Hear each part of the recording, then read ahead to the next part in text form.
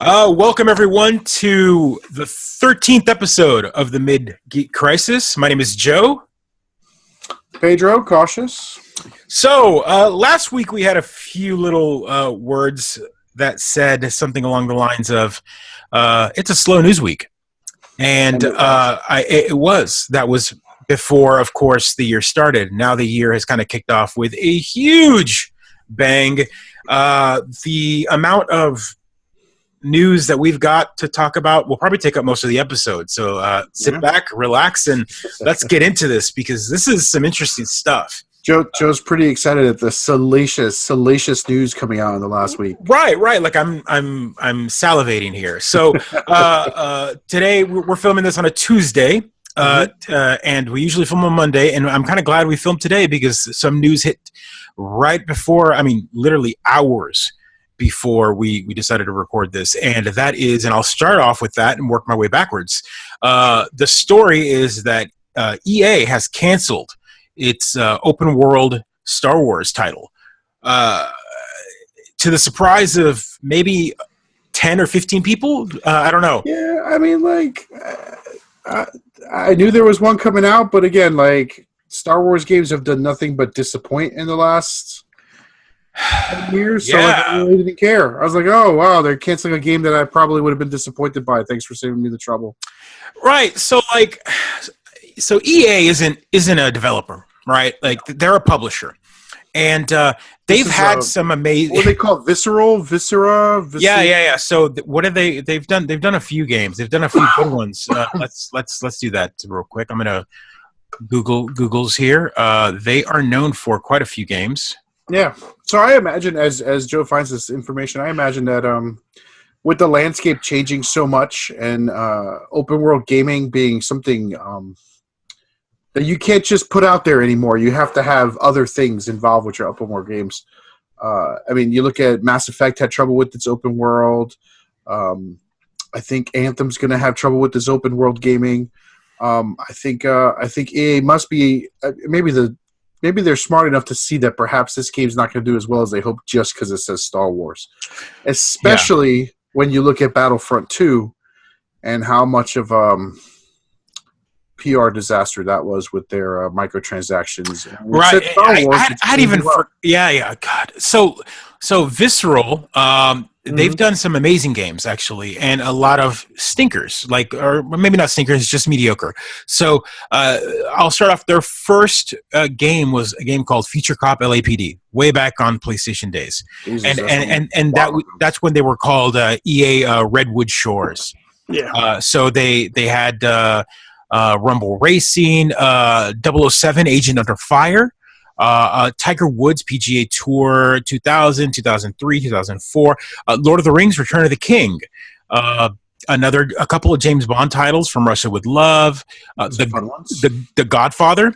They did the Godfather game on PS3 and Wii.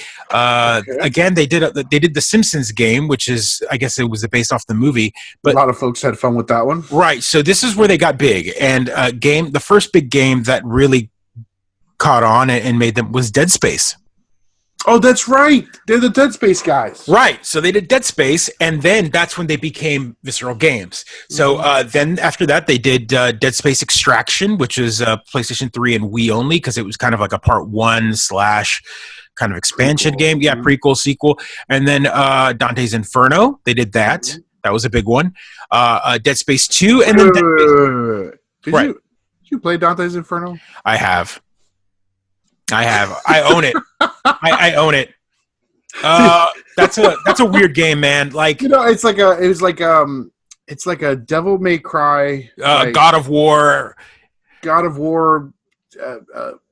grandfather, but it just wasn't very good. Yeah, they took an interesting twist with that game. That was one of those games that decided to push the envelope to see how much they could push the censors before the censors went. Is that what it is? Right. So they based it off of the what is it? It's the poem, or is it a poem story? I forgot what it's called. It's loosely based. Right. It shared the name. Shared the name. The levels of hell are there, right? That's pretty much the whole consensus. Is that's it. But Dante's Inferno it's what is it? His wife or his girlfriend get dragged to hell, and so Dante is fighting his way through hell. Sorry, I'm sure everyone loved that game, but no, they didn't. They didn't. It's not a love game. It's an infamous game. Is kind of the best way I could put it.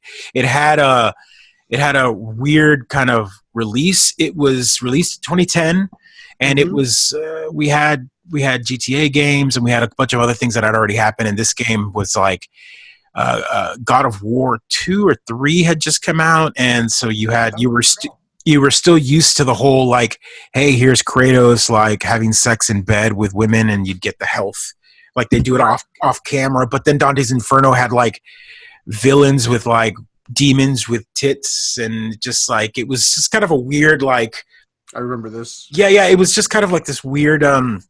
The art was very graphic. It was like the heavy metal God of War. Right. Yeah. I mean, a lot of torture, kind of like torture aspects to the game. Was it before Dead Souls? Is that the really hard game? Dark Souls. Yeah, Dark Souls. Yeah, it was before the Dark Souls series. Yes. So it felt like I mean, as I look back at it, it felt like a pre Dark Souls kind of game as well, where you sort of fight a boss and you die, and you fight a boss and you die. Right. It was right around the popularity of God of War. Like everyone was trying to make their own version of a God of War game. Like, and this is one of them. Got it. The quick beat 'em up, like lots of enemies. You feel like you're kind of like a Destiny warrior / platformer, right? Like 4, 5, 6 enemies at once. You're beating them all with whatever weapon, and then you're gaining health, and you progress and power yourself up and get stronger, and whatever. You're right. Devil May Cry 1, 2, and 3 are kind of the precursor to all of that. Mark of Cree, if you want to be an old school. Right, there you go. That's a great one. And then the God of Wars came out, and they kind of perfected it, but they added the gore aspect, the bloody, rip people in half kind of thing. And then Dante's Inferno went even further with that, but it didn't go well. It's almost infamous, kind of like remember BMX Triple X? Yeah. Yeah, it's one of those games where everyone was like, did we need this? Like, is this what... No one asked for this, and I guess they thought that the crowd were like, this is what they wanted. Let's give them more, and it didn't go well. Yeah, and it turned out to be a crappy game. Right. And so they made some more Dead Spaces. I assume. They made 1, 2, and 3, and then they did Army of Two, which was kind of the interesting concept. The second one, the Devil's Cartel, I think it was. That one was not very good. Right, that one wasn't very good. The first one was kind of fun. It had a good co-op aspect to it. But the other game that they did, the last game they did, is a Battlefield Hardline. Do you remember that one? So that was the like cops and robbers Battlefield that a lot of people didn't like, but then there's like some hidden gems in it. Do you remember that? Mm-mm. So it's Battlefield, like the Battlefield. Familiar with the gameplay style, but you were either a thief or you were like some sort of SWAT team / police force aspect. So cops and robbers kind of scenario, one side versus the other, kind of like Battlefield, but it was, bank robbery versus like SWAT team. So, I mean, people just shooting each other in cities? Right. So it had an urban setting. Yeah, exactly. So kind of like a mafia / payday aspect to it, where you did heists as a group, and then the same thing, the SWAT aspect would come in. One of the best things about that game, the game was meh, but I remember one of the most popular things that if you go online, you can look at these clips, is they had really funny reload animations. So you would do the reload, like, but after about the like 6th or 7th reload, they do something funny. Like they'd have 2 hands out, they pull the clip out, and then a third hand would come in and like give them the clip. or he would pull the clip out, throw the gun away, and then pull out another gun, and then put in the empty clip, and he'd have a full gun again. Just funny things like that. Intentional jokes within the game. Yeah. So I thought that was really fun because they didn't take themselves seriously. But that was the last game they did, and so the next one was Project Ragtag, is what it was called, and that was Untitled Star Wars open world game. So it was like Uncharted in the Star Wars universe is how I understood it was supposed to be, sort of running around and doing kind of things. Yeah, so it's sad to see this go, but at the same time not, because I'm not familiar with the with the I mean, the Visceral hasn't had the best of luck with some of the titles that they've decided to make, for sure. Yeah, I also imagine that Disney pulling back on his Star Wars schedule as well. I imagine that there is sort of a behind the scenes conversations occurring where they're like, well, we can't just put Star Wars on stuff and keep pushing out crap and expect people to pay money for it. The big sad part about this, and again, EA, they've kind of tarnished their own name over and over and over again with anything other than like Madden, because it seems like Madden and FIFA are pretty much all they care about. EA can release the greatest game in the world for free that everyone wants to play, and they can do it for free, and EA will still get blasted. They just have that reputation now. They can't win. Right.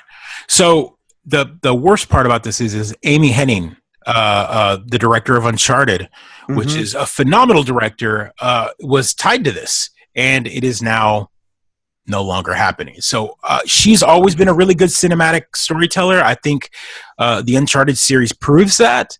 So to see her go or leave without getting her chance to tell a good Star Wars story is sad. So here's why I'm not ripping my shirt off or sad about this. I don't know that you could tell a good story in an open world game. I mean, Mass Effect Andromeda, not a good story. I'm finding these games nowadays with these open worlds that you just play, they're too big, they're too confusing. Rockstar has mastered it, I think, but it's actually really hard to make a compelling, in my opinion, open world story work. And Star Wars, how many stormtroopers can you shoot in a random open world before you feel like maybe this isn't Star Wars anymore? That's just like, it's like when you run around the town in Assassin's Creed and you kill guards over and over again, eventually it doesn't feel like part of the story. It does break the story aspect for me. Where you're like, well, I mean, how many guards could there possibly be in this town anyway? How many stormtroopers are you going to kill before someone's going to show up and end this? They're going to blow up the planet or something, right? I don't know. I don't know how an open world game. I like Star Wars as a rails. I want to be told the story and I just go through it. Yeah. You look sad, Joe. I don't know. Like Totally fine. I'm confused. So this isn't again. So if you haven't been following along, this EA roller coaster of Star Wars games, Battlefront was exciting before part 1, before part 2, before all the controversy of the light game that was part 1 that didn't have hardly any content, and then part 2 coming out, everyone was excited. Finally, we're going to get the game that we wanted, because if you didn't play the old Battlefront games, they were essentially Battlefield with Star Wars, and people loved those games. They're beloved. Battlefront 2, the old version, not the new one, is a loved game. And why? It's just people love it. People still play it. As a matter of fact, you could still load up like the Xbox copy or the PlayStation 2 copy and plug it into your PC through LAN base, and then load up there's clients out there that you can do like internet-based LAN gaming, and there's still servers up that people have created that still play that game because it's got way more dynamic and way more in-depth than the new ones. I remember having like cool missions, and you could almost like cooperatively play on the side. I think it had bots, right? It had a lot of stuff. Yeah, a lot of bots, it was big battles. It's exactly what Battlefront sort of was, but not really. And Battlefront was a stormtrooper sniping me from 10,000 feet away. Right. I mean, it was Battlefield. Jumped out of a trench and which is impossible because we all know that stormtroopers can't hit. What the hell? Yeah. But this isn't the first one to get canned. EA also, before Disney picked up the studio, there was a couple of Star Wars games that were coming out. I think it was it 1313 is one of them that was supposed to come out. That was supposed to be a bounty hunter game that looked absolutely beautiful. There's old, infamous now E3 footage of this like bounty hunter on Coruscant video game that looked absolutely beautiful, and everyone was like, oh my god, we want this game.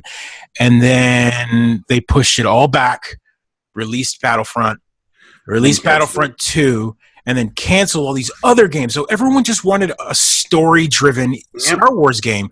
We were tired of these like first-person shooter, money grabs, no story. Let's throw a Star Wars skin on a formula that exists. Not saying, not diminishing any of the work and the beautiful artwork and sound and development that DICE did. It's just EA, again, bad choices, nickel and diming everybody with the franchise that should have deserved better. Is kind of what it is. I agree with you. So it's, again, how many years has it been now since a valid Star Wars game? Like a real, I'm not talking about Star Wars Lego. I mean, even though those are fantastic. Like, I feel like they're games. They're based on a story, right? They're based on a story. Unleashed, I think, was okay. That was a pretty fun one. Yeah, It was a nice story. I think those are the last two that we got. Knights of the Old Republic will always be loved by everyone all the time. So. All right, BioWare. I mean, yeah. So, yeah, that's it. So we haven't gotten anything like. Just give me X-Wing. I'm going to talk about this every episode. Just give me X-Wing. Give me old school X-Wing. X-Wing versus TIE Fighter? Yeah, just give it to me. Why not? Well, it's almost a throwaway game at this point, right? They could just remaster it. Like, give it to the mod community. The mod community probably has, like... the mod community has it on the PC, but I want it on my Xbox. I can get you jackasses to come and play with me, right? That's what it's all about. That's exactly what it is. So, yet again, another Star Wars title dead. And I'm going to say this. The evil empire raises its head again and crushes the spirits of fans everywhere, right? Electronic Arts. Ruins our Tuesday. So yes, another Star Wars game, and I'm sure news will develop again. This is so fresh that I've probably mixed up some stories here and there because it looks like they've canceled multiple games and they've rebooted it as another title, and it's just been kind of a mess. They're moving chairs around in the Titanic is what's happening. Yeah, it says it's not. So one of the last paragraphs here from the Kotaku story says it's not clear what EA Vancouver's next game will be. We've heard it might be a different Star Wars project. Respawn, the Los Angeles-based studio responsible for Titanfall, is also making a Star Wars game called Jedi Fallen Order. That game is currently scheduled for fall 2019. That one I'm excited for because I like Respawn a lot. I'm a big fan of Titanfall. That's the lowest key announcement for a video game I've ever heard. Like that release was like, we're making a Star Wars game. Everybody, did you hear me? We're making a Star Wars game. Yeah, it's almost like the developers are like, hey guys, we're making a Star Wars game, but don't tell anyone because we don't want to get canceled. So maybe if we get far enough into development, they can't find us. They can't find us. They'll forget about us, and then we'll just have this game presented on their desk by Monday, and they'll be like, "Oh, you made a game? Oh, we were going to cancel you guys tomorrow." Yeah, shit. And I also imagine it's you don't want too many of the fans with their eyeballs on you, right? Because sometimes the fans might react to one screenshot. Star Wars fans being toxic? I've never heard of such thing. That doesn't happen. We'll have Lightsaber Gate, where it's like, oh, we saw 1,000 lightsabers on the screen, but now with your actual game, it's only 500. Oh God.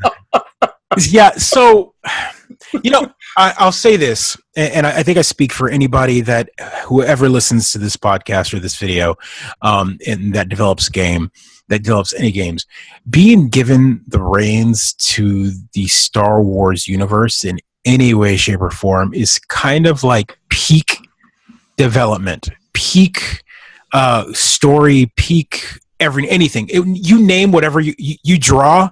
You're an artist and you're given the rights to produce real, like legit, licensed Star Wars artwork. You're like, done. You're a writer and you're like, go ahead and write a short story that's going to be canon within the Star Wars universe. You're like, done. That's it. Yeah. Like you can't go any higher as a geek, like unless you're given another beloved franchise. Also, like you can't be crushed under the pressure. Right, but at the same time, like these guys, I feel so like my heart. I'm a bleeding heart, I am, and I'm a bleeding heart. And I will say this that these guys, these developers, like I'm sure were just like so excited to make their mark in the Star Wars universe. Like we know what the fans want. When in reality, no one knows what the fans want. We've all discussed this multiple times. We don't know. The fans, we don't know what they want. It's because we do know what they want. But the fans are not monolithic, right? It's not that the fans don't just want to look a white guy with a lightsaber, right? They want more. There's a whole reason why different people like Star Wars for different reasons. So, yeah, I don't know. I think they should make a lot of small games. I don't know why it has to be one big game that's big for everybody everywhere. I think that's the way our market is stratified right now. It would have been cool to have like a Telltale game Star Wars. Oh yeah, or a battle royale Star Wars, like little Star Wars here and there. Why not? Oh, did you? The wrath you're gonna. Let's monetize it with different skins every other day. But why not? Right? You know what? Why not have a monetized Star Wars game, but also release story? Here we go. Epic has been testing swords in their game as of late. So why don't we just give them a Star Wars mode with skins, and then you can only play with Star Wars skins, and there you go. You don't even have to build a game. You just throw their franchise out there. It would be hilarious just to watch the videos of 100 Darth Vaders, all named like Chaos Lord 5000, showing up. All the Edge Lords, and they're all doing the Carlton. They're all doing the, you know, they're all flossing. You've got Luke doing the hype. Like, oh god, yeah, totally. I at this point, whatever. They already gave NFL players guns and let them run around. It's like this was a smart decision. Who cares anymore? Yeah. So who cares? Just if that's what they want. I mean, for God's sakes, we already saw Disney characters, right? We've had Thanos, we've had Wreck-It Ralph in Fortnite, and Star Wars is part of the Disney franchise. So I'm calling it here, guys. I guarantee you, we'll see some sort of Star Wars crossover with Fortnite before the end of the year. Prediction. We get to make a lot of predictions on this show because no one ever calls on us when no one calls on us. Yeah. So that's so the Star EA Wars stuff. Gone. Yeah. Star Wars gone, and we're going to move on to. We've got two other big stories like this, and again, it's like I said, it was a quiet week last week. This week, developers are just imploding. Yeah. Another one is it's like everyone came back from vacation. Right, they were like came back from vacation angry. Yeah. Mm-hmm. So the other big news that came out of nowhere last week, and we were going to talk about it with a short episode, but the weekend just got too busy, and that is the astronomical divorce. Yeah. The divorce that is Bungie and Activision, and Bungie got to keep the kids. Like this is all kids, all the kids. So if you haven't read the terms of this, it's first of all, Bungie makes Destiny and Destiny 2 for our listeners that don't know, and those are big console and PC based. I want to call them MMOs, right? So right. So Destiny 2 is PC. Destiny 1 wasn't, but the PC. Oh, that's right. So we'll talk about that. So the big thing is Destiny, the first one. While there's a big fan base, my barber's a big fan. He likes playing it. He enjoys it a lot. First one. He played the first one a lot till he played the second one, and now he's played the second one. But he was one of those people that played it to the last day. And when all of us had kind of given up on it because it just didn't give enough content, he was enjoying it. So that says that there was a percentage of people out there that really invested time in it and still played it. When Destiny 2 came out, they were like, We've got friends. We've got Go Astronaut Go, a buddy of mine who played it nonstop. I mean, I think he filled all the bars for Destiny 1. Right. So if you aren't familiar with how that worked, is Destiny 1, you play a world, you play a Guardian, as they're called. And then when Destiny 2 came out, you didn't get to port over your character, but you ported over his, like, prestige. Like, you got... Legacy, like his, it was essentially your character kind of gets like a short like movie / like here's all the accolades you did in the first game. Now here's you, a guardian equal to your standard, but you start off at level 0. So you get a fun shader or like a flag that said that you were there. Mm-hmm. So Destiny 2 has been slow. It's one of those games that just like didn't pick up. It took a while. Like the game launched on like early September, and then by the November of that same year, they released the expansion. It was down to $20. It was 2017's version of Fallout for a little kind of. Oh, it wasn't that bad. It wasn't bad gameplay wise, but it was They definitely had one of those. they had a rocky start, They and did, but it was a game that came out at $59.99, and yeah. by Black Friday you could pick it up for $20. I picked up my copy for $20, like $19.99. I picked up my copy.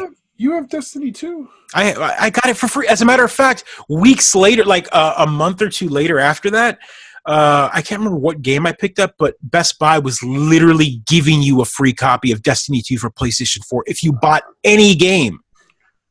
So thanks for showing up. Here's best. Right. No joke. Like, I have a sealed copy sitting there because I bought some game for my Switch, and they were like, free copy of Destiny 2. I'm like, what if I don't even own a PlayStation? Do I give this back to you? Put it on eBay. It will cost you more to sell it than the actual money you get for it. Right. But folks love it now. There's a huge fan base. So when Bungie split from Activision, people were thrilled.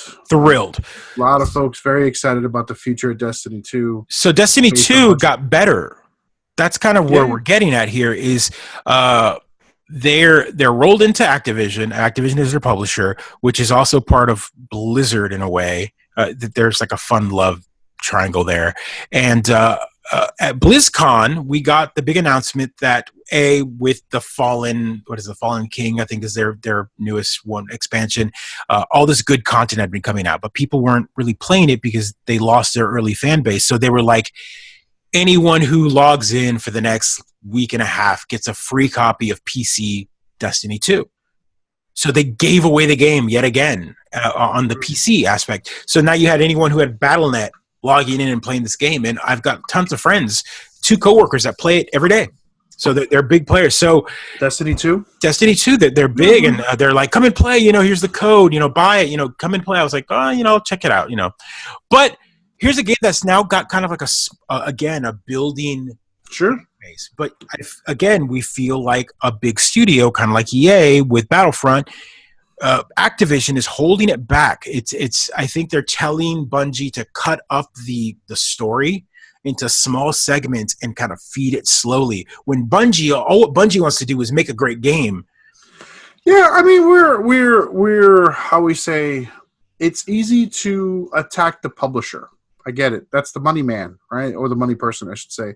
So I get it. I mean, I'm looking forward to seeing in the future if Bungie, if it's all true. If the big bugbear in the room was Activision saying, break up the story, do this, monetize it, charge for shaders. Yeah. I mean, charge for shaders all you want. That's fine. Right.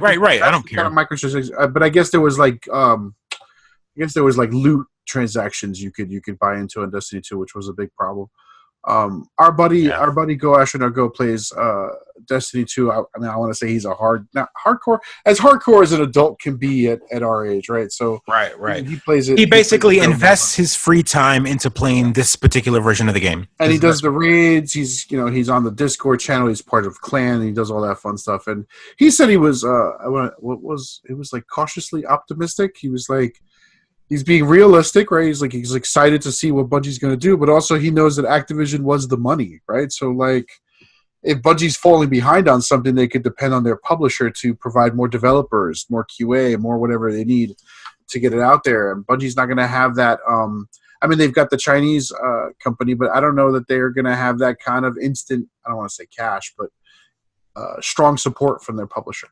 Good for them. I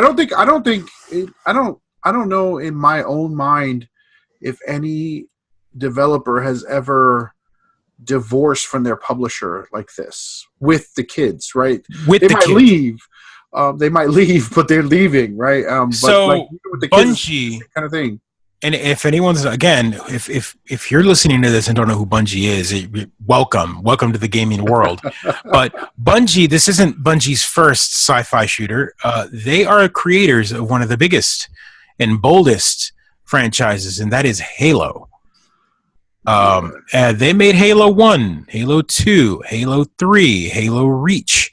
They made big games, and Bungie had to leave when Microsoft and Bungie split, as in they weren't owned by them, but they were kind of contractually split. Microsoft kept the kids there. They kept Halo. Halo is Microsoft's baby. And I am interested in what Microsoft is going to do now.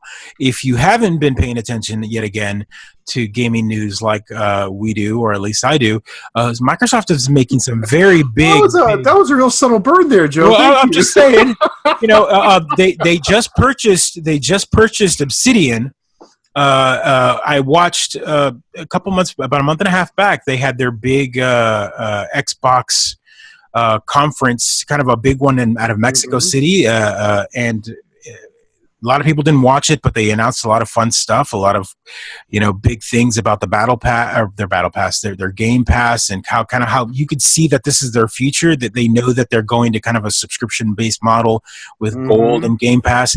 And one of their big announcements there that was kind of like, hey, if you're into like politics of gaming, we've purchased like 13 studios in the past like 2 years. And if you haven't noticed, is our past 2 E3s have been very quiet because we don't have any exclusive titles, because we haven't had any exclusive studios like Sony. But now we've got lots and lots of studios, and we've got the money to back it up. And I am, another bold prediction, and I said this before, is I expect Microsoft to throw large amounts of money at Bungie to come back and fix Halo. Halo. What's the matter with Halo? 343 Industries, the company that kind of took over the story. I mean, Halo 5, the last one, was really, really weak. Like, people really didn't care for it much. It was just like, it came out, people played it, and were like, meh. And that's not what Microsoft wants. Like, Microsoft, this is Halo we're talking about. People played Halo 3 for like 4 years after it came out. It was also the first one, I believe, that did not have couch co-op or couch multiplayer. I think that people hated it because of that way more than... There was lots of reasons. I played Halo 5 all the way through. I mean, I think I played it on hardcore mode to get to the end at one point. But it just didn't feel like Halo 3. Halo 3 is probably one of the most astronomical. Like, I'm one of those Halo meh kind of guys. I don't think the story was all that interesting. Did you play Halo? Did you play Halo 3 through co-op?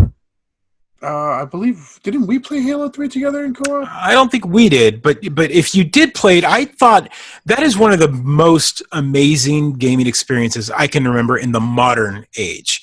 Playing Halo 3 with co-op with my friends online, like going through the actual campaign, like not just special co-op missions, not like separate, like I remember that. You know what I'm talking about? Like, most games that have co-op have like this like side splinter story that you can play. You can't play the entire game, the campaign, the actual meat and potatoes of the game with another friend. They just don't. People don't do it anymore.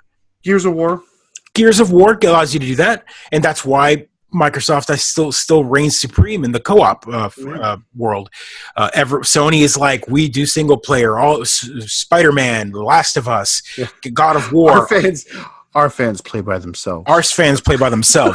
Microsoft has been like, come join us, play Forza, play with your friends, Fortnite, play with your friends, Minecraft, hey, play with Switch owners, hey, Crackdown 3's coming out, join your friends and come together. Crackdown 3. I mean, have you not noticed that like Microsoft is like, come play with us, So Halo being their big, like this, that's their pillar. That's their. So wait, your prediction here is that either Microsoft buys Bungie, or they're going to get back together. Bungie left for a little while, remarried. I should have used this. I'm going to stop this analogy right here. Bungie went. Use it because it's the truth. No. I can't do it. Right? Bungie went to Activision. They had a kid together. It's all right. Bungie's not going to leave, bring that kid, and then go back to Microsoft. Do you think that's what's happening? I think you're right. I think Bungie. Yeah, I mean, like, that's a great prediction. I'm 100% behind it. That's right there. And why not? Why not? Why not? Right? Like, Bungie. Go Astronaut Go said Activision was their money guy. Yeah. So if they don't have the money or the publisher money but they're gonna go, hey Microsoft, we've got Destiny. Do you want to give us money to either fund the rest of Destiny 2 or maybe make Destiny 3 exclusive to Microsoft and PC with crossplay, and we'll come in with our second studio and fix Halo. Yeah, or make another Halo. I don't know. Or make Halo 6 or whatever you want to do. Like whatever. Halo remastered. Yeah, Bungie has been let go cleanly from Activision. It's a brave new world with this developer. It's going to be an interesting sort of step forward for Bungie. I wonder what Activision's going to do. I mean, they have a lot of great properties, so we'll see where it goes. They might be happy to be done with the fans. I would be happy to be done with those fans. Look, you played Destiny 1, right? I did. I very much enjoyed it. And I liked it, but the elephant in the room for that game, I think that my problem with Destiny altogether has been that Destiny just felt like Halo. Like, it wasn't Earth, but it was Earth. You had these Guardians, a.k.a. Master Chiefs, what do they call and then you had like this soul thing, the ghost, which is also Cortana. Yeah. You had hero stories. It's the Halo game they wanted to tell. Like you could almost remove all the skins, add the Master Chief skins to all the soldiers, give them different classes, put them in the. I mean, for God's sakes, one of their villains in the Destiny is like the Fallen, which is just the Flood. Like it's. Well, I mean, like a disease that comes in and like. Here's where I'm gonna just push you back or blow your mind, one or the other. The tropes of science fiction are so generic in Halo. I think that every science fiction game and movie is a little bit like Halo. Not to disparage it, but Starship Troopers the movie. Put the Halo skins on it, and you've got Halo. Right. So the tropes are the same everywhere you go. So and Destiny. I think Destiny was a little quirky. I liked it a lot. I found it to be more fun than Halo, which might just be because Halo 5 wasn't a very good story for me, or Halo 4, and I barely remember 3 or 2 or 1. But I also liked it felt more like a team game. As opposed to like the lone man, which is my Master Chief. Yeah. And again, that's what I feel like Bungie was like, hey, we have this whole world that is the what are they called? They've got a name, like the soldiers that are, and I'm going to be like Spartans. The Spartans. Thank you, for God's sakes, the Spartans. The Spartan Project. The whole we have this world with these Spartans, but we can't use it anymore. So let's rename Spartans to Guardians. Let's just tweak the story a little bit. The Halo. Let's hire Peter Dinklage to be the ghost. Yeah, Jesus, Peter Dinklage, right? Like it was, and then Activision was like, we don't like his voice, so let's we gotta fire him. And they're like, but we like Peter. Like, no, we can't. He's the wizards do not come from the moon. All the wizards on the moon are like, no. Well, listen, you know what? You're right. I think there's a little bit of elements there. I think I don't know. I'm excited for Bungie. I hope they do well. I am. They're single. They're putting on their lipstick. They're putting on their nice, pretty dress. They've got their heels on. If I wasn't saving for PAX East and Division 2 and potentially Red Dead Redemption 2, which is going to be on my list forever, I think I buy Destiny 2 and get all the expansions just to support Bungie now that the money's going to be going to them, right? So I'd love to do that. It'd be fun. Also, it'd be nice to play with Go Astronaut Go every so often, but I just find myself spread thin on video games with PAX East coming up. So yeah, we'll throw you a bone eventually. I know in Destiny I purchased some microtransactions in Destiny as well, and I'm usually a non-microtransaction kind of guy. Yeah. No, totally. And just I'm sure, I don't know if Go Astronaut Go has told you, but there is a great friend incentive. He mentions it like twice a week. Oh, does he? He tells you about the sniper rifle, the awesome sniper that you can only get if your friend does this, joins, and then when he joins, you guys do like a special co-op mission and get it, and then it's like this above legendary, like above epic weapon. He might already have it, but yeah. Yeah, I think also he's been like, we can give you a boost. I can carry you through real quick and blah blah. Oh man, and he's willing to do that. I think I might have to hop in. Go astronaut go will do a lot of things for friends. I love him so much. I love him. Go astronaut, go! If you're listening to this, we love you. On the show. We got to get you on the show. We got to talk about some of this stuff. Absolutely. So yes, that is number 2 of 3 stories. All right, that's 2 of 3. And the last one's a weird one, right? So this last one, if you've got, I feel like we talked about this one's filed under I guess gamer culture, gamer weirdness, developer weirdness, right? It's not really about games or gaming or family and stuff. It's just a weird thing that popped up, I think. Yeah, so this particular story is regarding the CEO of Gearbox. And he is infamous among gaming. If you're not familiar who he is Pitchford, right? This is Randy Pitchford, and he is responsible for some amazing games and some huge stinkers, aka the Aliens Colonial Marines game. That was all him, and he got lots of hate for that. He was also Battleborn, which, to be fair, wasn't a bad game. We played it in its previews, but Blizzard was so much better. I mean, it was just a bad timing, bruh. Like, you released Dead on Arrival. There was just no interest in all of these heroes. The characters were just dead. Like, no one cared. There was no cosplay. There was no exciting. It wasn't Blizzard. Not no one cared. I'm sure there was like 7 or 8 fans that were sad that no one showed up. Oh God, I remember walking down the aisles of Five Below and seeing stacks of the game of Battleborn there, and I'm going, oh, that must have hurt. Yeah. $5 for your game that you wanted to. Oh God, it hurt a little. So besides those 2 awful games, he's also Borderlands. Gearbox, and that is his baby. That is their cash cow. That is Randy Pitchford's ginormous funded his entire family and kids. Let me interrupt for a second. You mentioned that Halo has some of the best sci-fi story for first-person shooter. I wasn't, but Borderlands. Okay, and Borderlands comes next, and I said Halo 3 was one of the best experiences I had co-op wise on the modern age.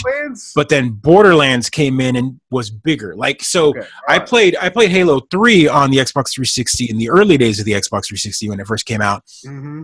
I never had an experience like that till Borderlands 1 came out, and then the amount of co-op hours we put into Borderlands was just so good. And Borderlands 2, there hasn't been a game in my recent memory that I had put more hours into, just because I've played through Borderlands 2 on every system it's launched on. PC, Xbox 360, Mac, the Vita. I played the Vita version, and I just recently picked up on a sale. I picked up Borderlands 2, the VR version, the PSVR one. Just because it's like, hey man, like you're telling me I could play through this game on VR? Sold. It's phenomenal. If you haven't played Borderlands 2, pick it up. It's the best looter shooter ever. It's one of those games that I don't think a lot of people complain about DLC. Borderlands, not only is the DLC, not about Borderlands 2. Got it. I mean, Borderlands 2's DLC is so good, so much content, so much funny, so much that I throw money at it in a heartbeat. Like, the moment it was announced, I paid for it full price, no questions asked. I didn't wait for Game of the Year edition. I didn't wait, and you knew that was coming because the game was that good. So this is a lot of love, a lot of good story, a lot of fun aspects. It was funny, it was crude, it was playing 4 different classes with your friends, picking up the new loot that would come out. I mean, all of that was just so good that when the pre-sequel came out, I played that too. Yep. I've picked up the remasters on every system. List. Maybe I should. Dead Cells is still eating up all my game time. Yeah. So Borderlands, the giant thing that is Borderlands, but let's look back. That's 2012. 2011, 2012. It came out like Is it 6 years now? Yeah, I guess it's so. been over 6 years, and the 2013, because we played the preview for Borderlands 2 at the 2013 PAX, right? That's right. It was so good. It was so good. We played it. We played it on stage there, and it was one of the best, again, co-op experiences we had. And so here's a game that came out that long ago and was so good, but we're waiting for Borderlands 3, like some sort of hint, and we've had nothing. It's the only news I care about is Borderlands 3. Give me that, go for Borderlands 3. So now that I've kind of given you and ramped up this entire story that is Gearbox, Randy Pitchford is unequivocally known as kind of a douchebag. Let's put it right out there, guys. He's kind of a bro / CEO with a lot of money frat boy, and he's an in-your-face kind of magician. Yeah, he's literally a magician. Like not even kidding. There, like he likes magic. So that's one of his claim to fame is every time he's on an interview or whatever, he'll like talk up his game and like do a magic trick and be like, bruh, like. Oh, we should be more positive. He's got his own uniquely weird things. Right. But to be fair, I follow him on Twitter and I've actually interacted with him once or twice. Oh, there you go. Comments, and he's been like, he plays board games, which is nice. He plays board games. He loves people sending him fan art. If you followed his account, he would throw out the box codes. What are they called? The keys. The keys. He would hand out keys all the time, and that was fun. If you weren't familiar, that there were these keys, these loot box keys that you could get.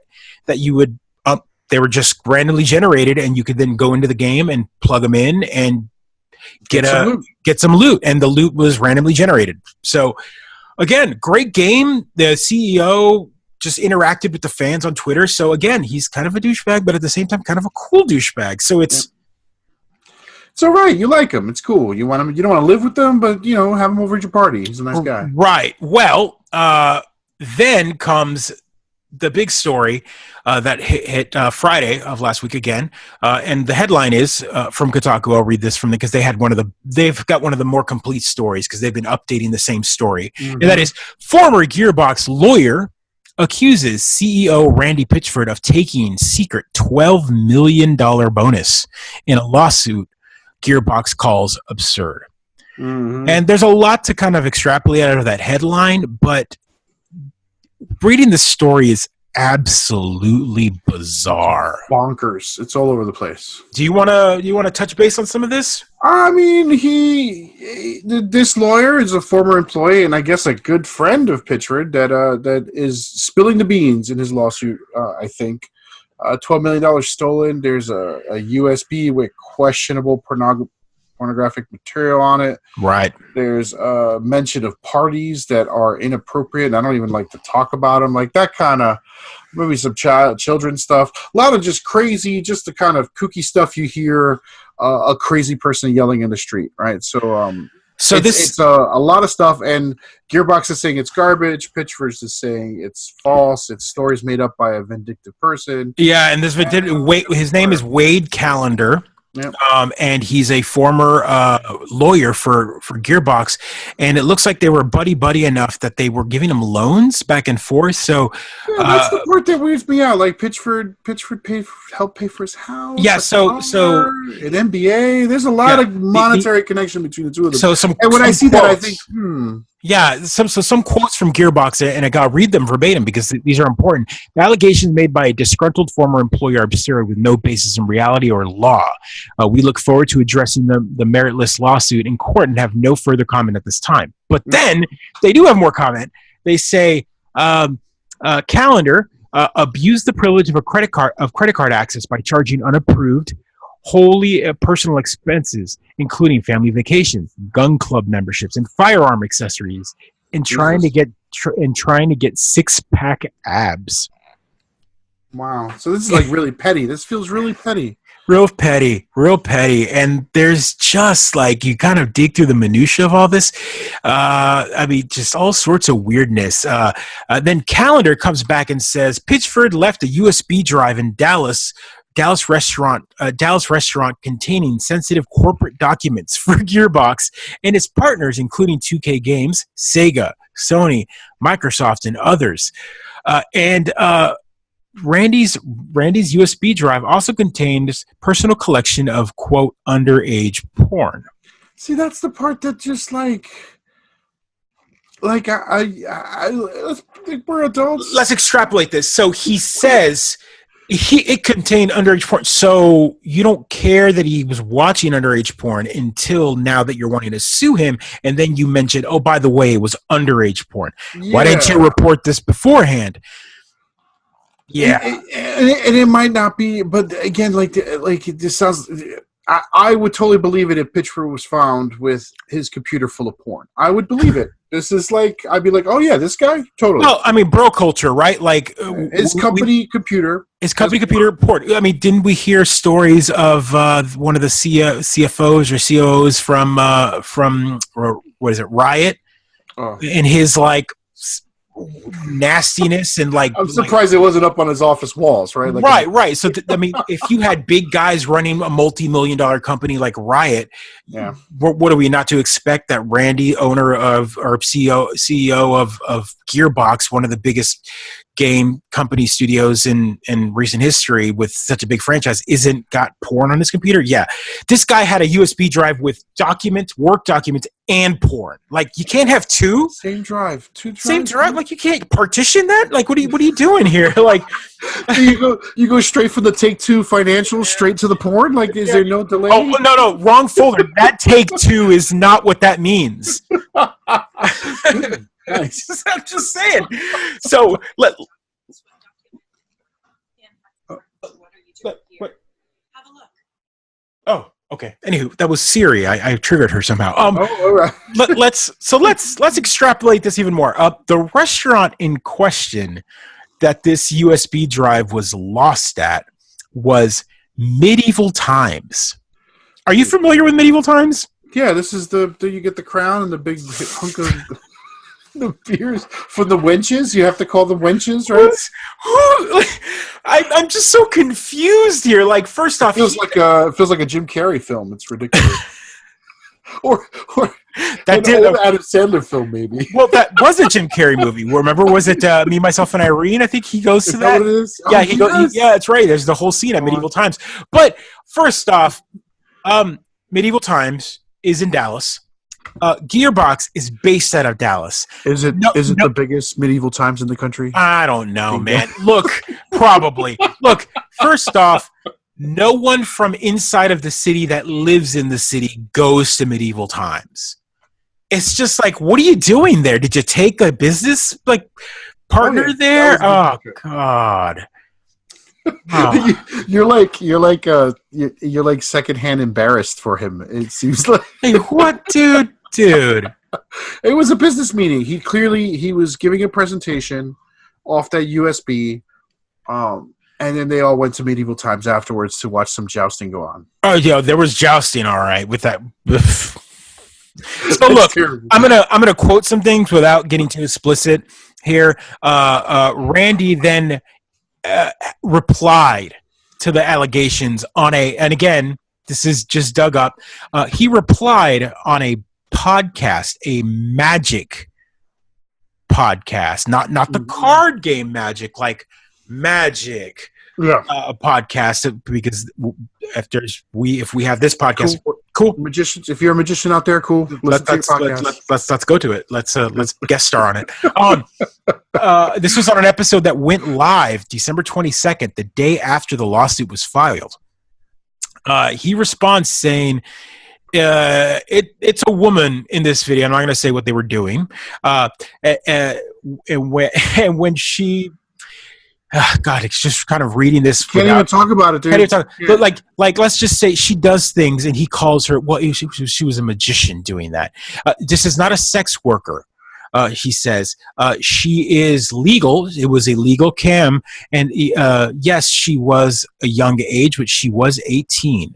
So he's also a consumer of cam girls, right? So he states that he paid money. He paid money for these videos, and he decided to put a copy of the video on the USB drive.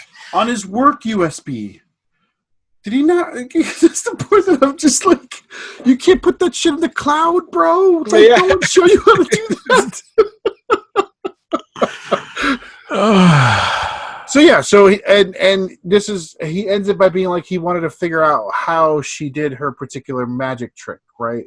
That's what he was curious about. It was it's no, mom, I'm reading the articles, right? I was watching this video for science. It wasn't or magic, as the case may be. It's the new I was watching magic. Spoiler alert, it is not magic. Look, I could give two rats' testicles about what happens to Randy Pitchford, as long as this does not affect Borderlands 3 development and its release and its subsequent badassness. It might. I fear that it might. Like, what if Gearbox was planning to announce something this month, like in a slow news month, and just to give Anthem a little punch in a little bloody nose about their new game coming out, and then this comes out beforehand, kind of to ruin their shine, their luster a little bit. I don't know. It might be a strategy on the part of the lawyer to pull a little bit more money out of them. I don't want to make a prediction, but I feel like this lawyer and Pitchford have a relationship where they each know where the bodies are buried. And maybe this lawsuit is kind of like, yeah, there's some crazy stuff in there, but it's my way of telling you, Randy, that I know stuff that you don't want people to know, right? There's even more. Oh, absolutely. I feel like I've got friends, but they know the bodies are buried. And if I would hope that we're never in a position where we feel like we can sue each other, but if they do, it could be bad, right? Like, right. So I get it. I don't bury them. That's terrible. Edit that out. I don't want to. That's terrible. Oh God! No, okay, never mind. No, cut there. I'm sorry. Yeah, no, that's terrible. Okay, I'm going to edit that out. I promise. Speaking of things that need to be cut out, maybe quickly, right? We've done our big news stories. We're at a good pace here. I mentioned last week that there wasn't much Anthem news, right? And I was worried about it. And then I actually did some research, and there actually is a lot of Anthem news. It's just, bro, you haven't been paying attention. Like, you know what it is that like I tend to I don't want to say like I filter a lot of game news out, and I tend to read the big splash stories, right? I don't really I don't like follow every news article that comes out about a game. And the Anthem news has been like that, where it's like, here's a 7-minute video, here's a 15-minute video, here's a it hasn't been that it looks fantastic. Have you looked at these alpha videos? Yes, they look great. They look great. It's Iron Man, right? Isn't that the like your game looks great, man, but again, it also looks really boring. And it's EA, and we just spent the first 15 minutes of our episode talking about how EA is drugged through the mud because it's got I don't want to say every activity you could do in it has matchmaking, right? And I'm I'm always looking for the next hot co-op game to play with my friends because I'm just not good. I don't find the PvP stuff to be exciting. Even with friends, I don't find it to be that fun. It's the reason why we played Fortnite, because we started the Fortnite train. I mean, I started it. You started it with PvE with the Save the World. Yeah. And I still play Save the World. We still play the Save the World, but because other games have come up, I've learned to play Battle Royale a little more and with other friends, and they kind of co-op it / team mode it. But honestly, we started playing Fortnite because of I was excited for Fortnite when the first videos with the base building. It's like, oh my God, you get the base build and like fortify. And it's fun when I get to play with my brother, and it's a fantastic concept, but that's not what's making the money anymore. And you can really tell that the developers don't care.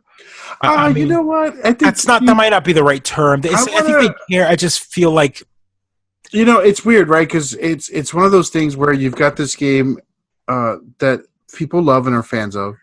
I didn't want to talk about Save the World. And then you've got this sort of, I don't want to say the older, shinier brother, right? And I think it's really just a jealousy thing. If Battle Royale, if you subtracted Battle Royale, if no one if that game did not exist, and you look at Save the World's development cycle, it's actually pretty good. Yeah. No, absolutely. They release a new event every season. They have new content almost every other week. And, the content is like broken characters and broken guns. But if you've got that sort of pace, it is a pretty good pace. It's just that Battle Royale's pace is much, much faster. Right. Well, I mean, you've got... It's a 5-to-1 developer ratio, I think. No, it's kind of the way. Probably much bigger than that. Well, I mean, whatever like in the expanded thing, it's 5-to-1. Like for every 5 developers, only one of those developers is doing the. That's a theory, right? Or is that what you know? No, I mean, like, it's a $3 billion to maybe $100 million business. Like, right. So, like, here's the thing that kind of interests me about this. And again, we're not going to get into Fortnite, but we're talking about this because a game like Anthem, which is big deal for co-op, I feel, and again, they delayed this game because of Fortnite. Let's just, again, they delayed it because of what Fortnite has done to the multiplayer industry, to the way it's done to the co-op industry, what it's done to microtransactions. And then the other aspect of why it was delayed is Battlefront. Battlefront 1, Battlefront 2, the microtransaction backlash of a year ago, where EA had to kind of pull back and completely like demonetize the game, where they basically took all the content out because 3/4 of the content was all the microtransactions and the loot boxes and all of that. So here's a game that maybe they had the same. They were like, we're going to use the foundation that is Battlefront 2 and run with it, and then none of that panned out for them. So they had to kind of go back to the drawing board and go, how do we make this game interesting? And like you've seen the videos, it looks boring. As in, there's just not enough content. It looks like a beautiful game, but I mean, like, I'm like, how? It's a beautiful Warframe, right? Or a beautiful Destiny. Yeah, it's Warframe, which not to disparage Warframe. Warframe's a good game, but it's designed to be grindy. It's either pay or grind. But it's also like videos, 5 developers. Yeah, Warframe is a tiny development team compared to something that EA has allowed the Anthem developer to have.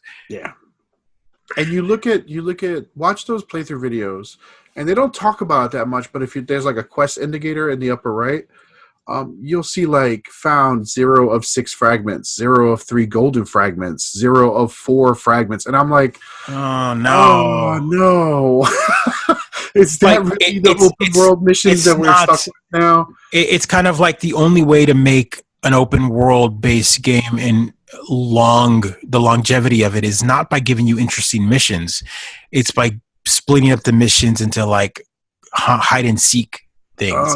Destroy 5 crates or kill 6 of these monsters, and one of them will drop a fragment. Come on. More. Yeah. So I mean, a lot of these games, a lot of these shots are just of open world play. There isn't much about the story. It doesn't look like they're really. It's alpha, I guess, pre-beta. I don't know. It's really launching really soon. It shouldn't still be an alpha, but I'd love to see what the co-op aspect is. Who's the developer? Isn't it BioWare? Is it BioWare? I thought it was. Man, it's hard to keep them straight anymore, right? I'm pretty sure it is. Yeah, I don't. EA. It's EA, but This is before. This is. They just BioWare dropped their Dragon Age trailer at Game Awards, and Anthem's coming out. Right, this is their sort of schedule. They got Anthem. Anthem is going to be another one of their. Yep, going to be another one of their pillar games. I bet it was supposed to be Mass Effect, right? Mass Effect open world would have been amazing. And if they had focused on it a little better. I don't know. It's just, again, if there are folks out there who are excited, who are listening, who are excited for Anthem, I'd love to talk to them because I don't see what to be excited about today unless you like playing Iron Man for a little bit, which looks like a blast. I'll tell you for about an hour, right? Right. But once I get the 3rd mission in a row that tells me to pick up 6 fragments from this area, I'm just not going to be. I got enough games like that. Division does that to me. All these games do that. Well, Division doesn't, but a lot of these games do that to you. No, see, that's what's interesting. Destiny did. Is EA is Division, right? Like they're the same company, right? Like they've got EA. Isn't it EA Ubisoft? No, Ubisoft. I'm sorry. You're right. Oh Yeah. God. Yeah. Yeah. So Ubisoft is Division, and Ubisoft gets a lot of hate for a lot of the stuff they do as well. But at the same time, Ubisoft has done some good things. Like they kind of restructured the Assassin's Creed crap fest that was a yearly releases, and went, we're going to do them. We're going to do them every 2 years now. So what they've done And is, they're going to be way better. right. So they did Origins, and then they did Odyssey, and those two games came out 1 year after the other, but that's because they were developed as brother and sister projects. So Yep. they took a year off. They took a year off, which gave them 2 years for Odyssey, or 2 years for 2 years for Origins, and then that same year that Origins was out, Odyssey was being completed. So then now they're going to take another break. So whatever next game they release won't be released till the following year, so 2020. That's fine. And they got Division. They got Division 2 coming out this year. So Right, and they've got a good engine behind it. I think the engine for the Frostbite engine that they use for the Division is a beautiful looking game. I think it's some of the best weather effects, and so again, they've learned how to make the co-op fun. Like, I've had nothing but fun when I've played Division online with friends, and it's. Wait. What? Who are you playing Division with? 'Cause you're not playing. Yeah, well, I'm not playing it anymore with you guys. Because talk to these guys, and they're like, we're on like doing all the shields, and we're like 20 level 50, 85, whatever. We're carrying. Should not go through the shields. We're carrying our good buddies. I know. Yeah. To be fair, We'd carry you through the shield. I know you would. You guys are good sports for sure. But yes, so again, BioWare. Okay, here's my prediction, and I hope I'm wrong for Anthem. I predict Anthem to be dead in the water. I think Anthem, as much as I want it to succeed, I see it as BioWare's Battleborn. This will be this will be the game that they talk up, but it's coming out at the wrong time now. Like, we've had too many of these open world Destiny. It's just Destiny all over again, but it's not Activision's Destiny or Bungie's Destiny. It's BioWare's Destiny. It feels like a 2-year-old launch. It feels like it just launched way too late in the This is the evolution of game cycle. Right. That's the perfect way to put it, because battle royale games are in the new hotness, and so everyone's releasing battle royale games. But now, releasing a battle royale game now after the big explosion that is Fortnite Might be too late. It's too late. Like, you try to release battle royale now, and it's like, we've already got one. We've got 2, 3, 4 different ones, and some of them have already failed. How's yours different? How's yours different? Right. So Anthem is, we've already got these open world MMO progression-based RPG shooter games. What do you got? How's yours different? And it looks beautiful, so maybe it's got something different going on. But you're right. It does kind of look a little bit. I mean, they're. I mean, what are they called? Lances? Not lances. I don't remember the name of the suits. There's like a special name for them in the game. Yeah. It looks cool. I mean, I shouldn't say it looks cool. It looks fantastic. It probably won't look that good on my old Xbox One, but it's going to look really good on your Xbox, right? So it's I don't know. I mean, I might pick it up for $30 after the price drops, and just to play Iron Man for a little while and blast my way through some encounters. It's also got matchmaking for everything, so it feels like it could be a fun co-op game if the powers interact neatly and if it's not just a shooting fest. Which it looked like.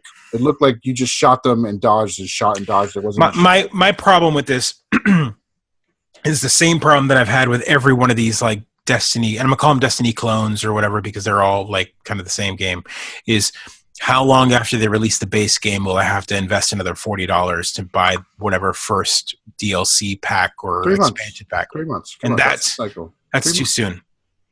That's too soon.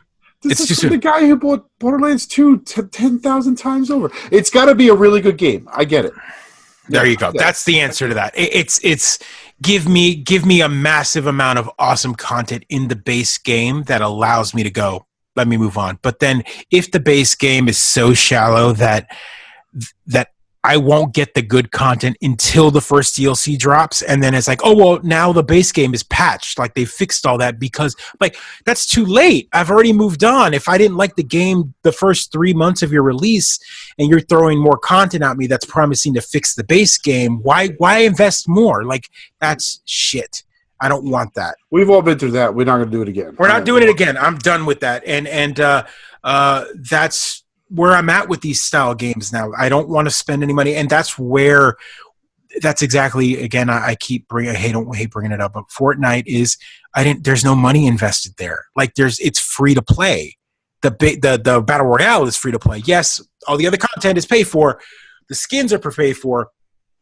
But as you play the game, they do give you V-Bucks, even if it's like 50 to 100 V-Bucks per whatever. Oh, yeah, I mean, you can make 700 a week. You could, yeah, if you play doing the challenges, do all your dailies and your challenges. Oh, not even in Battle Royale. I'm talking Save the World. You can make 700. Yeah, 700, but those transfer over those 700, so you can do all the Battle Royale, all of the Save the World, and then go over and do the challenges, your dailies, and that. And by the end of the month, you have enough to buy the Battle Pass, right? So it's not like.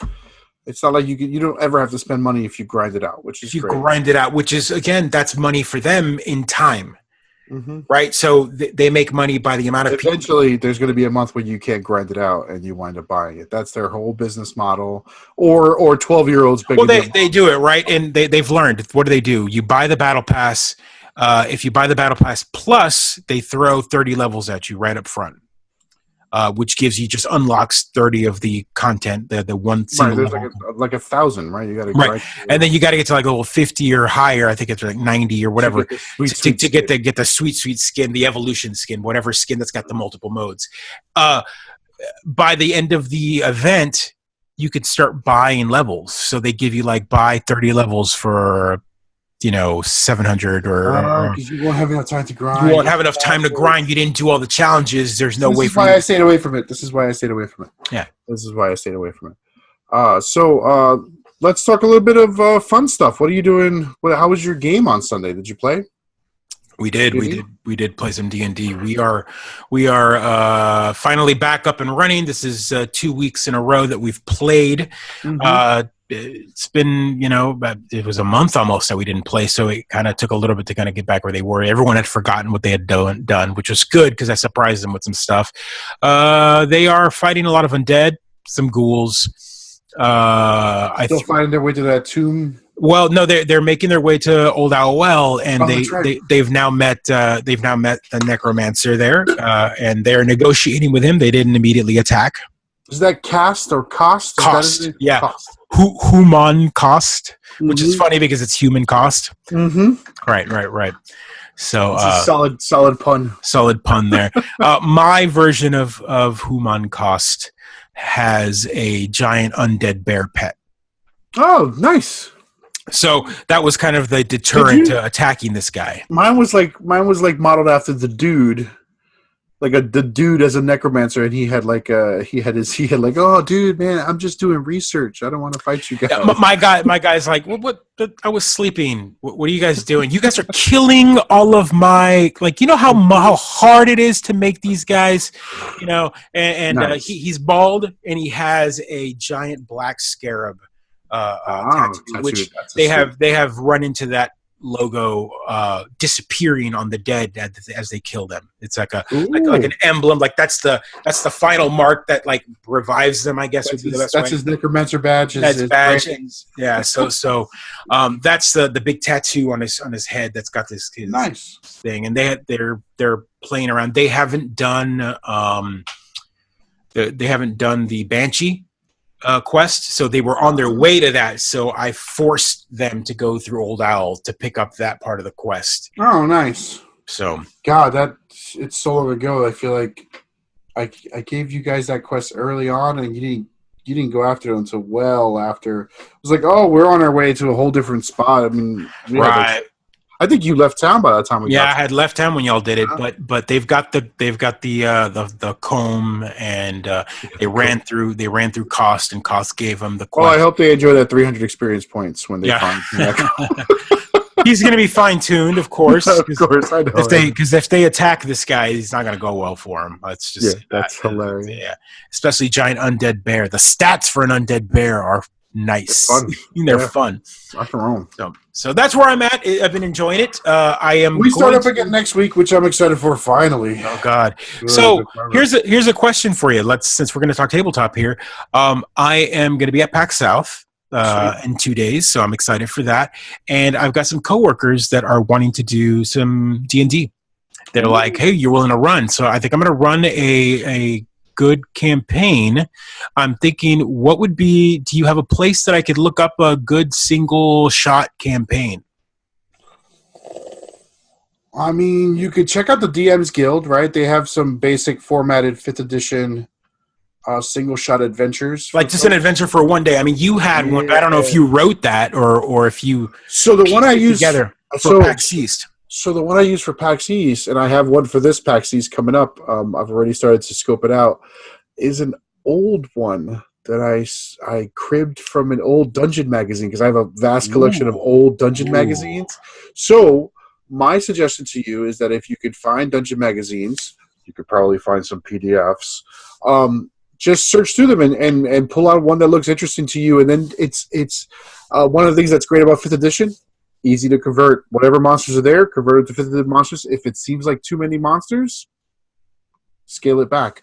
And that's what I did, just to make it, because those are all designed as one-shots pretty much. As long as they're not for ultra-high levels, the low-level ones last about a session, maybe a session and a half. And then you can sort of just cut out the parts that are too much fluff. It requires a lot of editing, but it totally saves time at the end of it. Okay. That's what I do. Actually, a lot of my campaign scenarios, this mission, so a lot of the adventures we've had in this season has been me sort of cribbing and stealing large chunks of my old dungeon magazines, because I'm going to get rid of them eventually, but I wanted to steal all the content first. No, those are family heirlooms at this point. You've got R. Have you heard of this celebrity called Marie Kondo? I'm a big fan. I want to tell her to F off. I have read nothing but like annoying things about, does it bring you joy? Fuck you. Everything brings me joy. Don't. Here, I am so like, don't meme my like hoarding. Like there's two different schools of thought, but I'll tell you what, Joe. Does that packed ass room of yours really spark joy? Everything brings me fucking joy. Everything. This little cable right here that I don't need brings me joy because it's a tiny micro USB cord. Look how tiny it is. Does that come with the new Apple? It's whatever. It brings me joy. You name it. These tweezers right here that I've got 3 of bring me joy because they're nice and sharp and I can. Oh my God. Like, come on, man. Come on. Like, I get it, but I'm really. Not everyone needs to live the minimal, like, utilitarian lifestyle. So, like, listen, I don't want to. We're not talking about the cult, but from my perspective, it's not about a minimalist lifestyle. It's more about really, really examining what things do in fact make you happy. Because often, and I'm not saying this happens to everyone, we're all a little different. Often we buy things to feel, and I can say that. Yeah, sure. Yeah, and then once we've bought it and we put it on a shelf or we put it in a box or we put it away, that feeling isn't there anymore, and we go and buy another thing to feel. So I'm not even talking about the hoarding people. That's a whole different story. This is about me, like the collecting, the knickknacks. I get it. I get all of that. Yeah. My problem. I want to look at my game shelf. I want to be at the point where I look at my board game shelf, and I have a night where I'm like, oh my God, which one of these wonderful games do I want to play now? Right? That's where I want to be. I don't want to be like, man, I've yet to even play that game in the corner and feel bad. I just want to look at my shelf and be like, I want to play any of these. But that's where I want to go. So okay. So let's apply her cleaning aspect her tidying up, whatever aspect to a culture like ours, video games. Sure. So Video games, I could see this working for you because that's how you think. Condo my video games every day. Yeah. Right. And you get rid of all of them. You would be totally happy with the digital lifestyle. I get that. But here's a good... I've even gotten to the point where I don't even download the Xbox 360 free game because I don't want that clutter in my 360 slots. If I don't like the 360 game, I won't download it. I'll download the one because most likely I'll try it. But the 360, I'm like, am I going to boot up the emulator for that? Nope, not even going to bother. So if it doesn't spark joy right away, I'm not going to download it. I downloaded the Lego one they had a couple weeks ago. That's interesting, man. Because it's free, and I'm saying no now because I don't want it. So you many years ago gave me boxes of retro games that you just were like, meh, you don't need them. It made me so happy. Yeah. To give them to you, and it made me happy because I have a lot of those games. As a matter of fact, I have some games that I constantly play, and I left your save file on there. Like, it's got your save file on there, and I'm like, I remember who this game was, and I don't delete it. Why bother? See, that sparks joy. Right. It sparks joy to me. So, what I'm getting at here is, just let's talk a little bit from our perspective, from my perspective here. Sure. Collecting physical games doesn't just mean that you have the game on the shelf. It means that it exists. Here's a good story that we can talk about without going back to the news article, and I forgot to mention it. In 12 days, Nintendo is turning off the WiiWare store. What that means is, actually last year they turned off the ability to purchase currency off of the WiiWare store. What that means is you can no longer you can no longer use coins or spend money to get the currency to buy games on the WiiWare store. So at that point, there was no way to give them money anymore. But if you had 1,000 coins, you could still buy stuff up till and then 12 days from now. There are multiple games that were only ever released on this WiiWare store.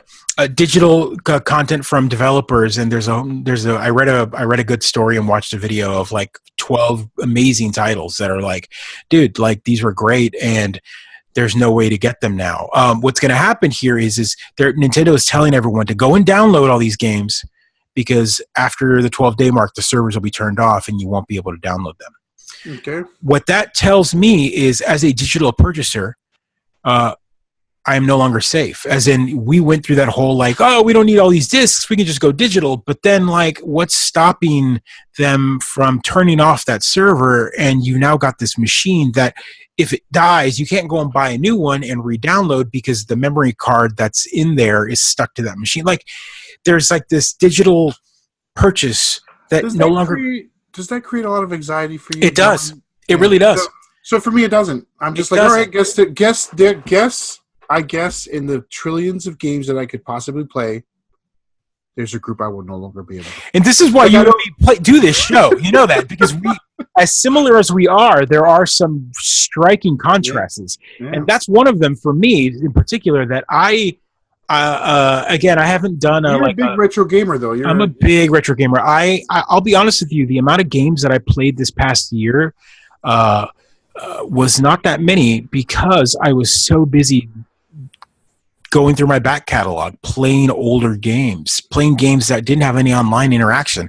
I played a lot of PSP this past year. I played a lot of, I went through and I picked up an EverDrive, which is a flash cart for Game Boy Advanced, and I loaded a bunch of Game Boy Advance games. I went through and played Golden Sun 1 and 2. Did you go through some sort of like gamer crisis? Mid-Geek crisis of some sort, maybe? I don't... Well, I'll be a therapist. We come full circle here, sir. I'm dressed like a therapist. I'll help you through this. No, I mean, sometimes it makes me sad that I don't have a specific... No, it doesn't. It really doesn't. I'm saying this, and I'm like, I can't even believe it. I don't need the clutter, man. In fact, I've got a big old I got a big old binder of DVDs here that I'm like, what? I got rid of all the boxes before I moved, and now I haven't even opened this. It's just a big folder full of DVDs that I've never even opened since I moved here 2 years ago. Get rid of it. Okay. So I've got, that's funny that you mentioned that. I've got a brother-in-law and a sister-in-law. Do they want DVDs? No. So here's what gets me. They are quasi geeky. My brother-in-law is a big fan of Aliens, the Alien franchise. He loves Aliens. He loves Terminator. He loves all of those kind of like Predator, all that kind of stuff. They're also geeks. They're big Star Wars geeks. So I've, for Christmas or for birthdays, I've purchased them like really nice artwork and whatnot to put on their wall. They just bought a brand new house. Yeah.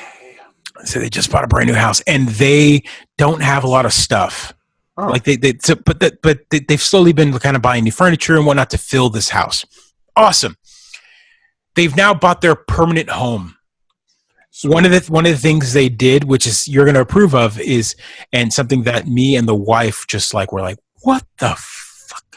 They went through and took all of their awesome DVD collection, took all the boxes, threw them away, put them all in a binder. Yeah. But they're not digital owners. Like they don't, this is the only catalog. So now when friends come over and they want to watch a movie, they literally hand them an old binder and like watch a movie.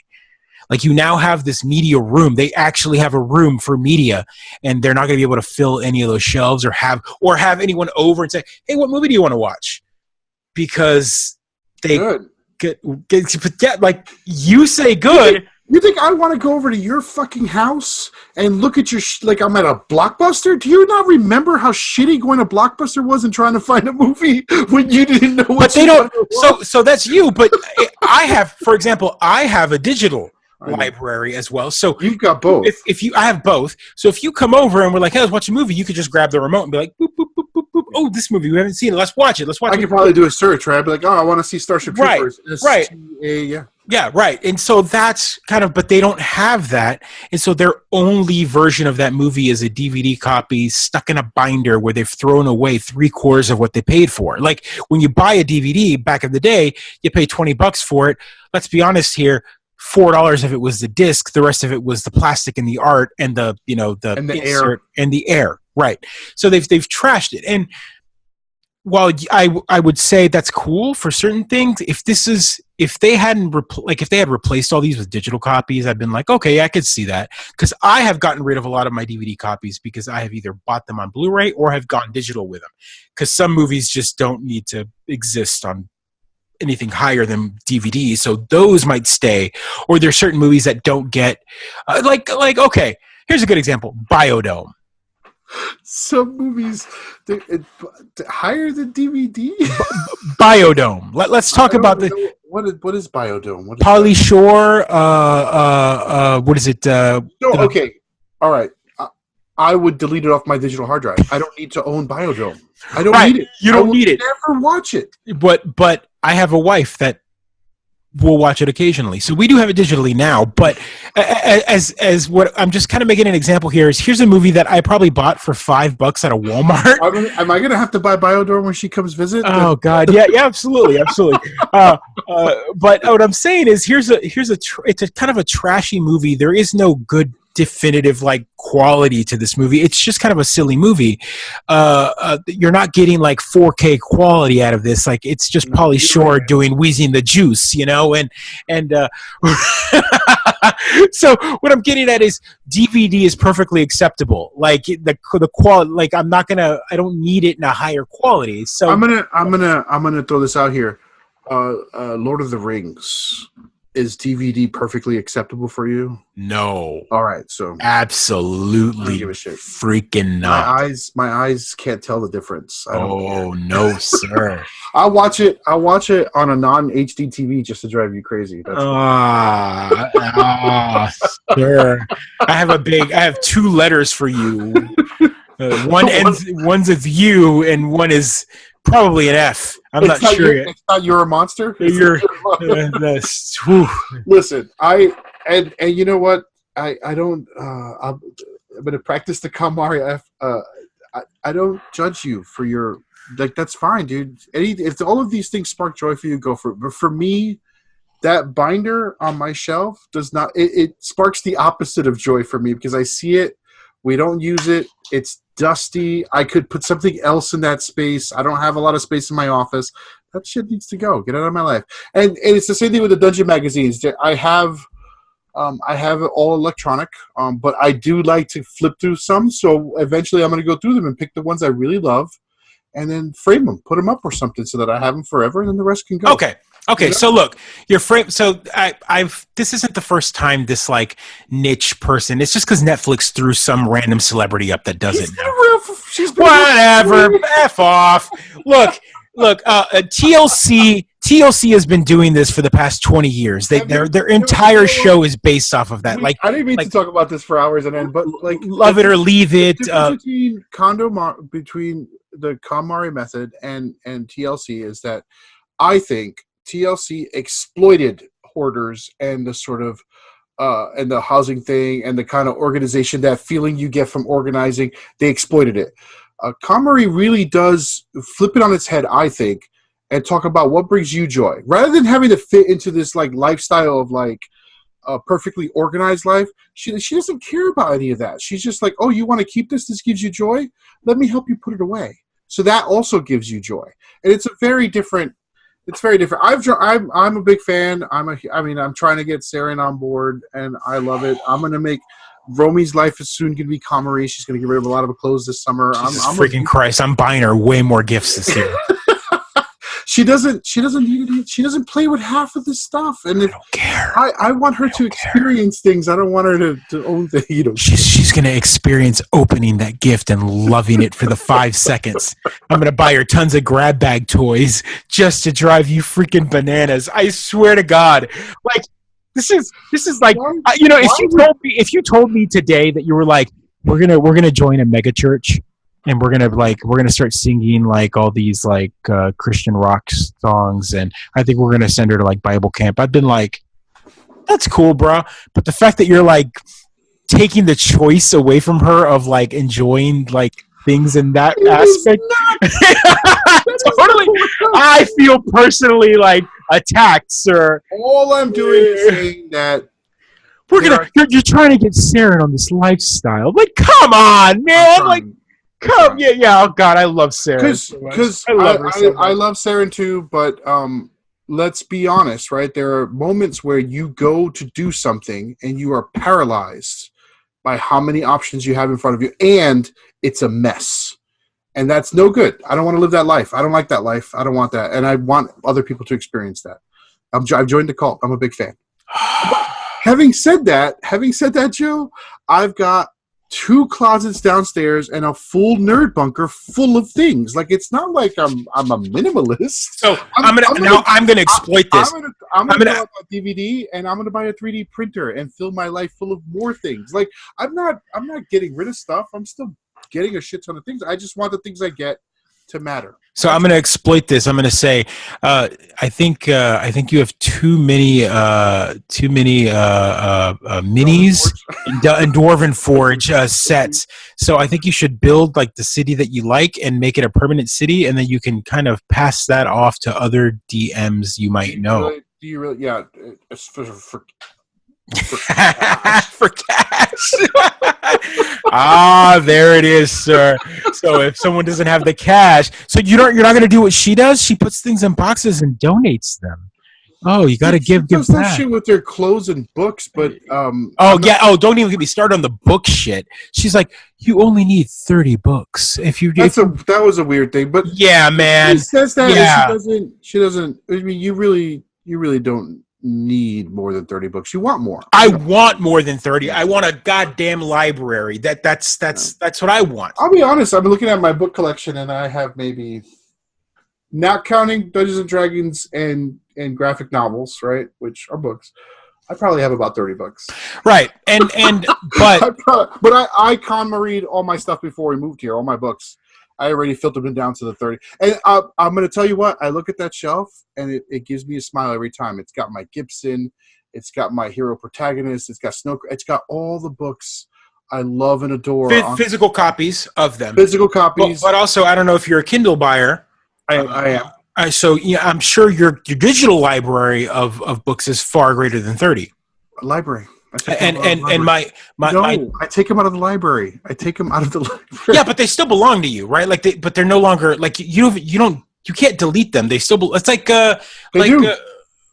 Have you taken a book out of the library in your Kindle? no. It's weird. Like I was in the middle of a book and I didn't realize that my time was up and it just disappeared. I had to retake it out. Like it just I'm confused. What do you mean by like you when you buy the book, right? Oh no, I don't buy books anymore.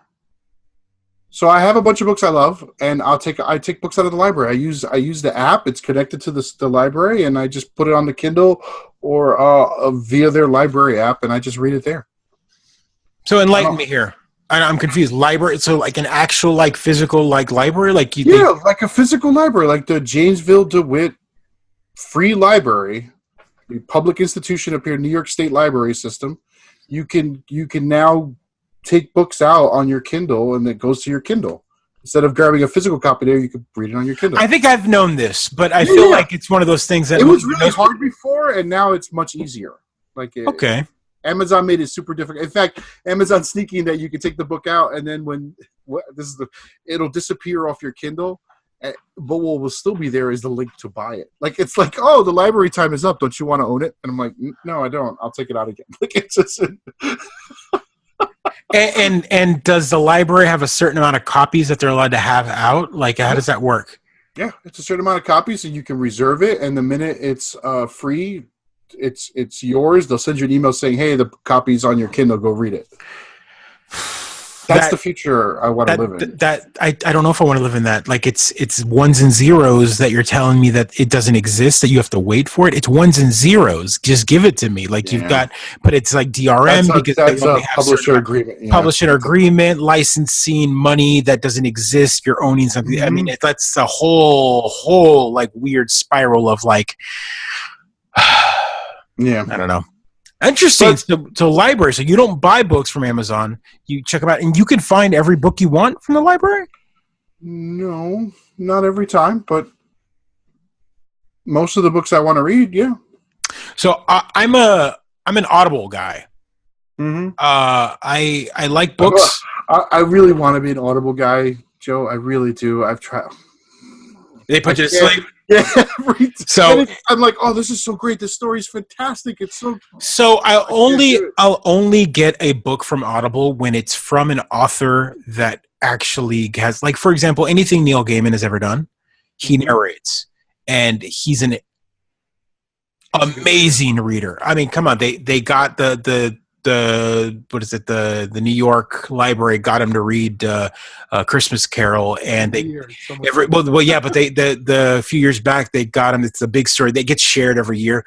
They got him to read Christmas Carol, and they personally let him read it out of a personally owned copy by Charles Dickens, which has emphasis and connotations and little things scribbled in the way Dickens would have read it. He would write on the side, like, emphasize this word. So like personal notes written by Charles Dickens on how to read this, like, and he read it. So that's awesome. Yeah, no, that's great. And you know what? We should play that actually next Christmas. I think we talked about it and we totally forgot. Yeah. I mean, I don't know. But again, I've got the entire Fable series. I've got all of Why the Last Man. I've got all the Walking Dead. I've got a ton. You got the Walking Dead, right? And you keep buying those, right? I keep buying them. I've got a ton of the Buffy the Vampire Slayer. So it's not like I don't have books and stuff. And I got all the D&D books that I could ever want. There's 3 that I still have to read, right? So like, I've got books. I don't know. I'm so sorry you got off on this sort of time. No.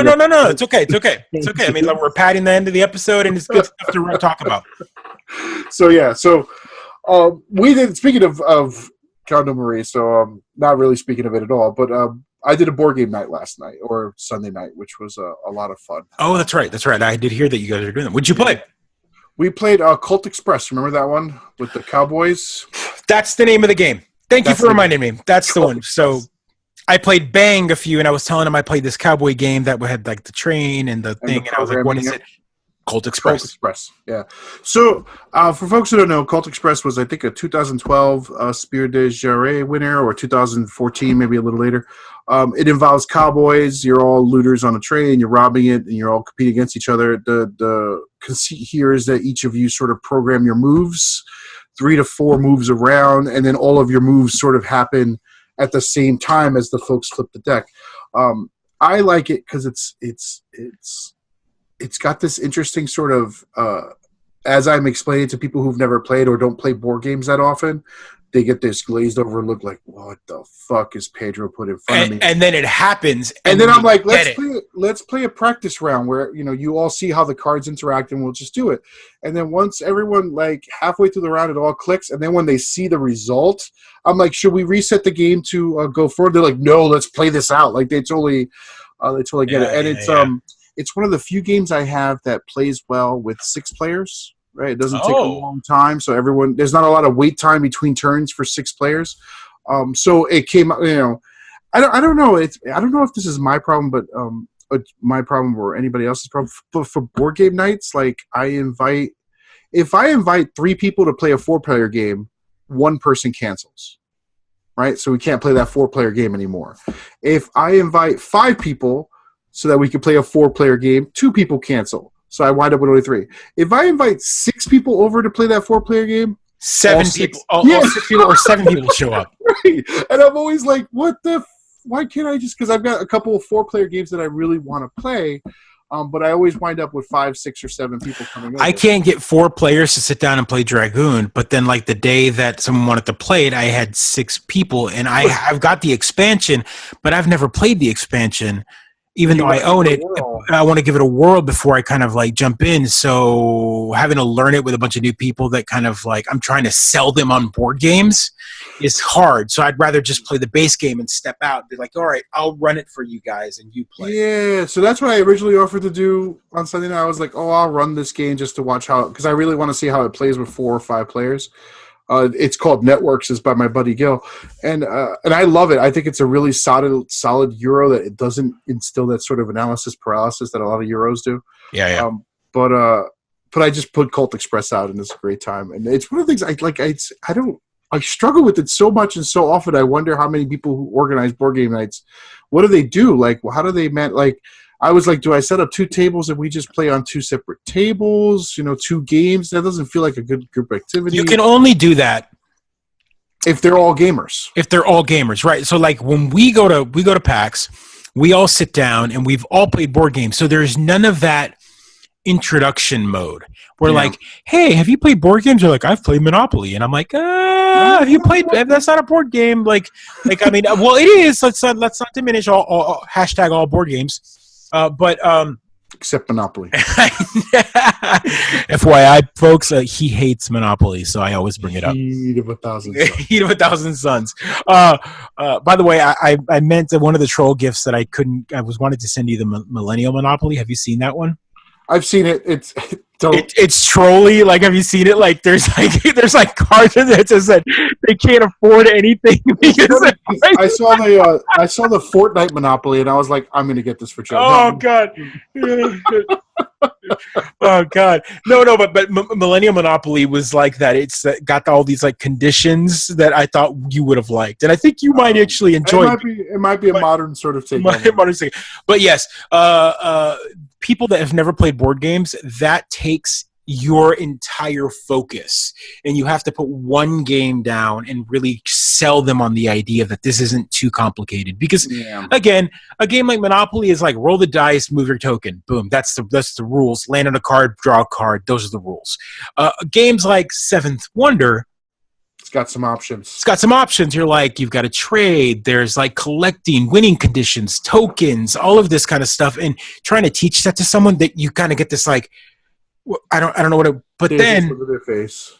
Glazed look on their face, but then you're like, you're going to get this, and then they get it, and then they consume it, and it just becomes ravenous. Oh yeah, they loved it.